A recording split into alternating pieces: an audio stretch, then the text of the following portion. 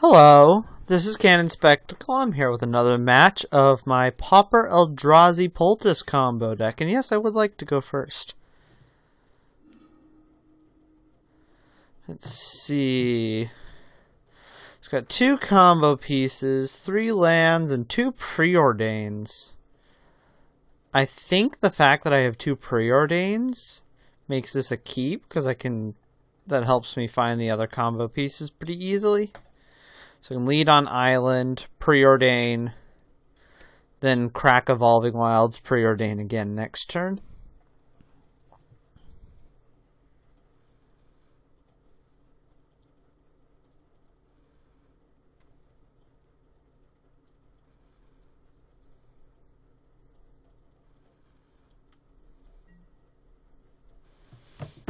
Alright, so our opponent mulliganed and scry to the top. So I'll lead on Island, preordain. I find another preordain and a land. I don't need another land or another preordain, so I'm going to bottom, and I draw land anyways. Oh well. Having 4 lands is never all that bad for this deck, because if I end up comboing off with Herbal Poultice, then that curve works out really well. And Utopia Sprawl. Forest Utopia Sprawl is this white. So this is a green and white deck.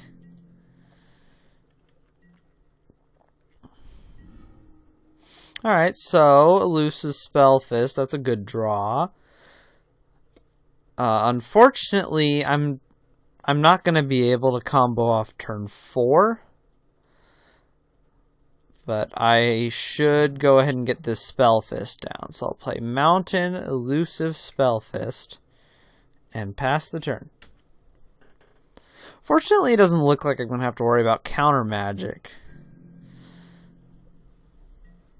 And green doesn't tend to have good creature interactions. So it looks like all I'm going to have to worry about is actually finding my combo pieces, which I can do pretty well with this deck, especially with a preordain in hand. And with all the redundancy. So Abundant Growth. Enchant land, draw a card. And now Enchanted Land is a Rainbow Land. This is just going to tap it for green. Silhana Ledgewalker. Okay, so Hexproof and basically flying. Except for creatures with reach can't block it. It's got pseudo flying. Alright, Dispel. So what I think I'm going to do is I'm going to play Evolving Wilds. And get an island. When I originally this list doesn't have that many islands in it, which always struck me as odd, since there's more blue in this deck than red, and you're more likely to need double blue than double red. It's possible to combo off without ever having any red mana at all. However, I'm trusting the deck builder, which in this case is Gavin Verhey. So I'll go ahead and fire off a preordain. Elusive Spellfist gets to be unblockable. And is now a 2/3. And I find Golem Foundry and Mountain. Which, since I already have the Spellfist, I don't need the Golem Foundry.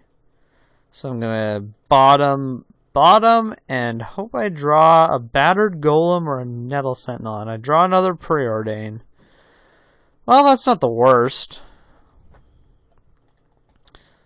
Go ahead and get my Spellfist beats in. One of the nice things about Spellfist and Kozilek Sentinel is that when you're not trying to combo off with them, they play defense really well. They are very good blockers. I tend to like playing Spellfist better because it gets to be unblockable, but defensively, Sentinel is a lot better because the 4 toughness doesn't die to Bolt, so they need to have something like Galvanic Blast and 3 artifacts, or they need to be playing Flame Slash, something like that. Armadillo Cloak. So this, I'm guessing this is just Boggles. This is Pauper Boggles. And apparently Armadillo Cloak was printed at Common. So he's gonna, I'm gonna take 3, he's gonna gain 3. Life, my opponent's life total does not matter. So they can gain as much life as they want, I don't really care. And I don't have any flying creatures to block that anyways. Another welding jar, it's not really what I was hoping for. So let's go ahead and preordain. Again. And I whiff again. Geez, so bottom. This is starting to get annoying. So I'll play the Swiftwater Cliffs.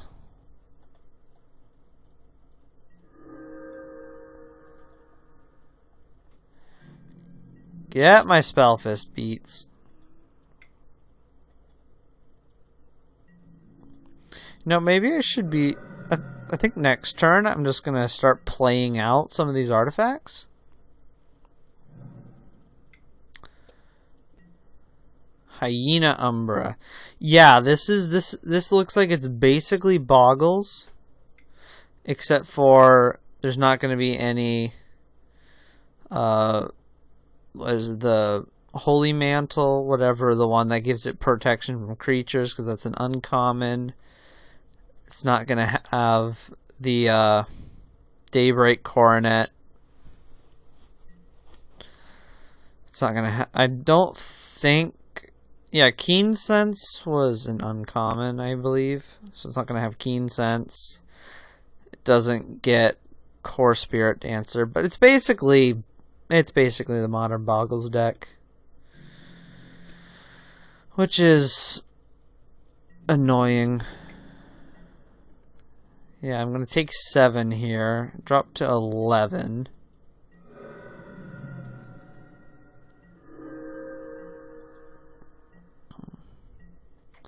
Nettle Drone? Golem Foundry.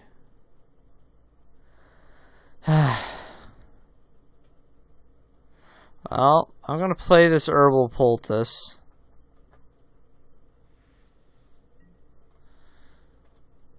Gosh, I haven't been able to combo off on camera yet.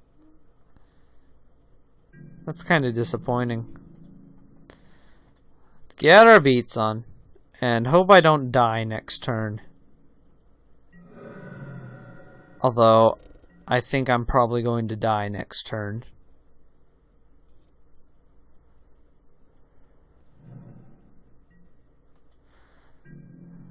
Yeah, there's... Go away, Facebook. Yeah, there's no way that I'm going to live long enough to... Yeah, I actually am not going to live long enough to combo off. Because I can't ever block this thing. I don't have any main deck removal. Not that removal would even help here. Yeah, I'm just going to concede. See, how close are we to drawing our last combo piece?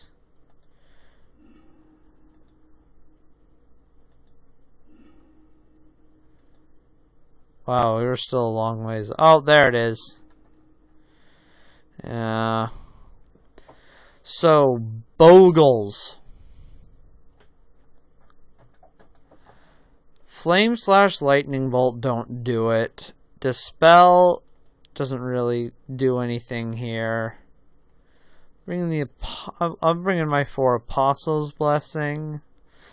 And since I'm going to be on the play, I'll cut a couple of Preordains and run it back.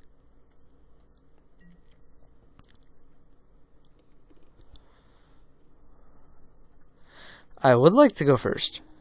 Let's try and combo off this time. Huh? Oh, okay, so I have 3 combo pieces and 1 land, so there are a total of 3 different cards I need to draw in order to go off. This is entirely too many Apostles' Blessings. So, I'm gonna ship this.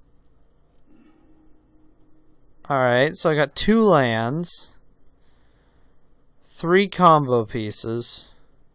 So there's a total of 2 different cards I need to draw. I need to draw a Retraction Helix and another land. Can I keep this? I mean, yeah, I guess I will keep this. I'm gonna have to play this Forgotten Cave as a tap land. Oh, hey! Alright, so that's one problem out of the way. Now I need to draw a 3rd land. And then I'll be able to combo off on the earliest turn 5.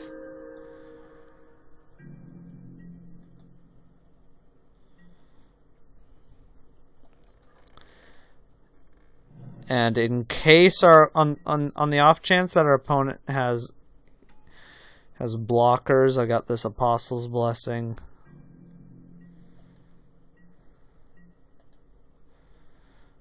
Yeah, I don't really have anything in my sideboard that's going to really help out here. Okay, so I'll play the Forgotten Cave. Pass the turn.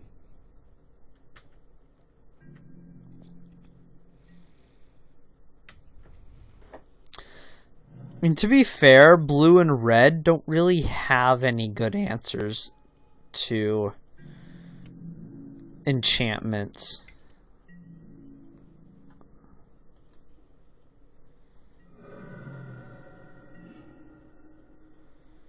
You're not a land. Okay, so I'll go ahead and play out the Spellfist. So now he can't, unless he stacks some auras on it, he can't attack with Glad Scout. He's probably not going to stack any auras onto it, though, because he doesn't need to. He's got the Ledgewalker. Or she. This could be she. Okay. So, land aura. Cycles. Utopia Sprawl. Okay. So he's just going to get in for 1 with his Ledgewalker. Or not. He's going to pass. Interesting. Oh, hey, there's a land, technically. So next turn I can play Battered Golem, assuming our opponent doesn't kill it, which I don't think they're going to have any interaction. I'd be very surprised. So then the turn after next, so turn 6, I get to combo off with Battered Golem. So yeah, you know, I'm just going to go ahead and sacrifice this right now. Pick up an island.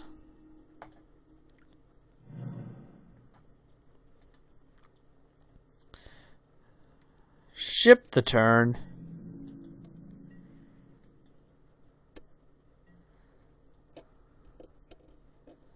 I can Apostle's Blessing my Spellfist if he tries something funny. Which I don't think he's going to, since he has an evasive hexproof creature. Which hexproof creatures with evasion are just dumb. They're so hard to deal with.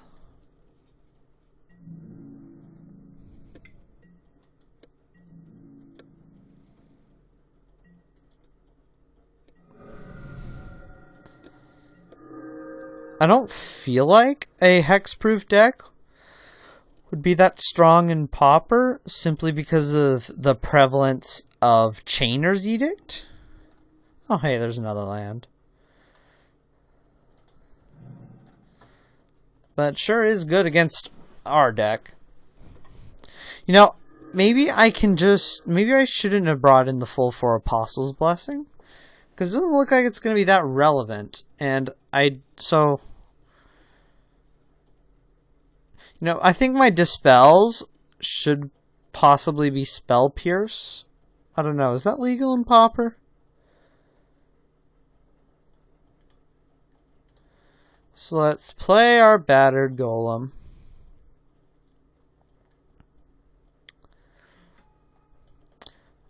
Always yes, not yield, because I can, with the untap trigger on the stack, pick up the welding jar. It's a little trick.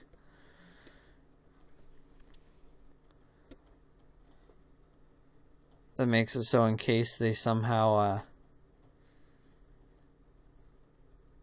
if they were to somehow destroy my welding jar, then I could still bounce it. Okay, or a Gnarlid. That would make Boggles considerably stronger. So that thing's big. But we don't care, because I don't think... So he's tapped all his mana.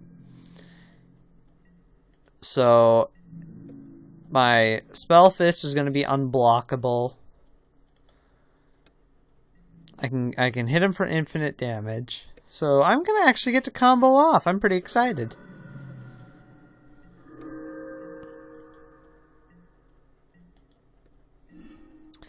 Alright. Sure, I'll play a land. There's no need to show off this Golem Foundry. So go ahead and fire off the Banishing Knack. Always yield.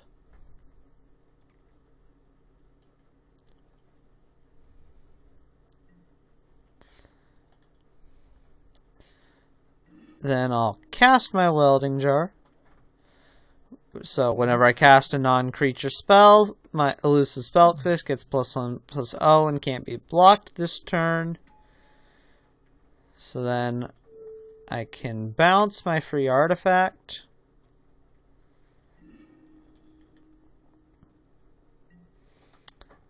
And then I get to cast it again. I can do this until my Spell Fist has, say, 30 power. You know, I can always yield. My opponent's not going to be able to respond.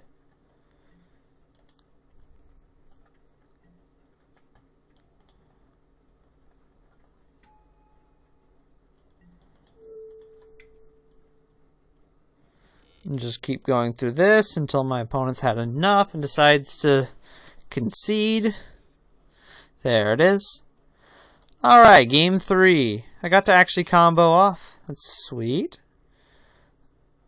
Yeah, if those Dispels were Spell Pierces, which that might actually be better for this deck. I don't know. I think I like the Dispels because they fight lightning bolts in the late game.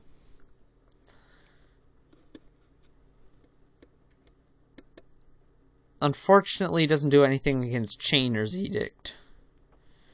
Which I guess that's also a reason to be playing Spell Pierce instead, because Chainer's Edict is usually cast either turn 2 or turn 7 when they tap out for it. I don't know, I'm gonna actually bring the Preordains back in. Leave it like this. So yeah, I guess that's just something to consider. Maybe I should even go, like, maybe 1 Dispel, 1 Spell Pierce. And then in the sideboard, 1 Dispel, 1 Spell Pierce. That might be what I should do. I don't know, something to think about it. Let me know what you guys think. Alright, this hand. So, I've got my full combo.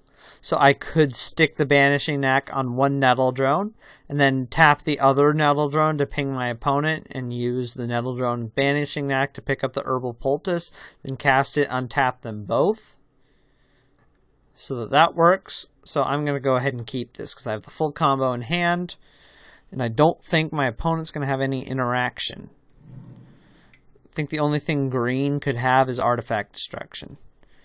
And in this type of deck, you don't really want to dilute. You want to have a critical mass of artifacts. Okay, so there's another Vanishing Knack. So I'm going to play this Evolving Wilds, crack it for a mountain this time. Pass the turn. That way I can pretend to leave up Bolt, even though I don't have bolts in the main deck.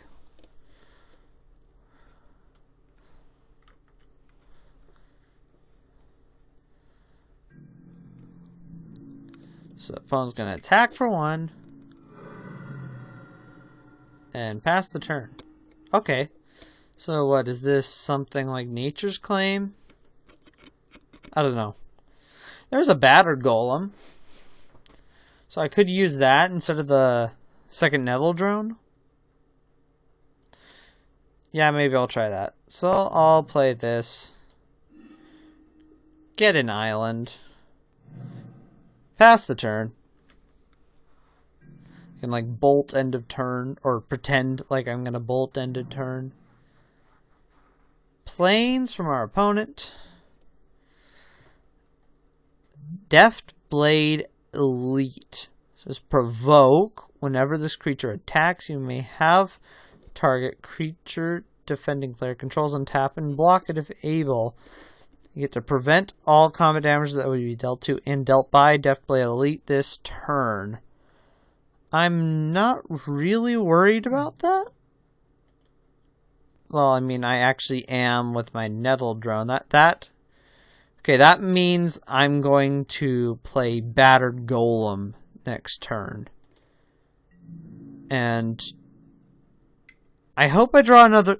I'm now hoping I can draw another free artifact, because then I can leave up Eldrazi Poultice.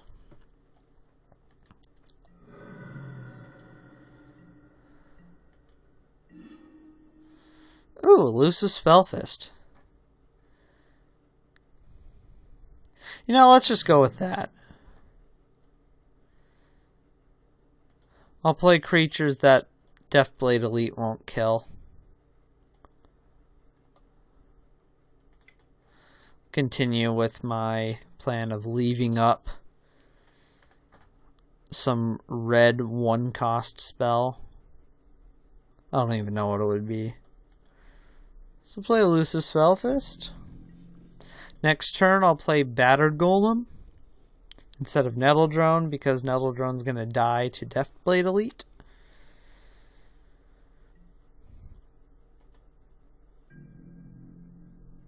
So what is he? I think he's going to attack, provoke my Spellfist.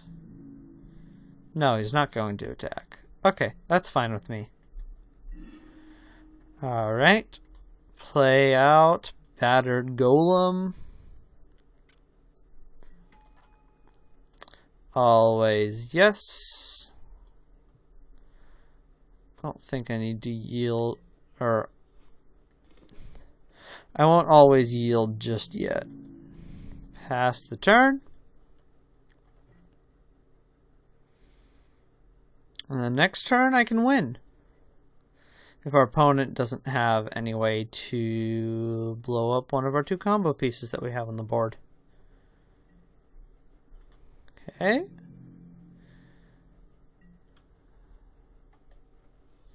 Suppose I can F6. Oh, and our opponent just passes. Alright, and this is entirely way too many retraction helixes. Okay, so I'm going to go ahead and cast Vanishing Knack on Battered Golem. If they have like something like Naturalize in response, then that would be unfortunate, I guess. They don't. Alright, so now I'll cast Eldrazi Poultice. Spellfist gets bigger. And our opponent scoops it up. Sweet. I got to combo off. Let's kind of. So yeah, this deck is kind of cool. I like it. I've been playing more of this. I've been playing mostly these different Pauper decks lately, like this blue-white Rhystic Tron, which is like a soft lock deck. But this is this dedicated combo deck, and I don't really play much of combo, and it's a lot of fun to go off with. So yeah, and it's like 12 tickets. So anyway, this has been Cannon Spectacle with Pauper Eldrazi Poultice combo. I'll see you guys in the next video.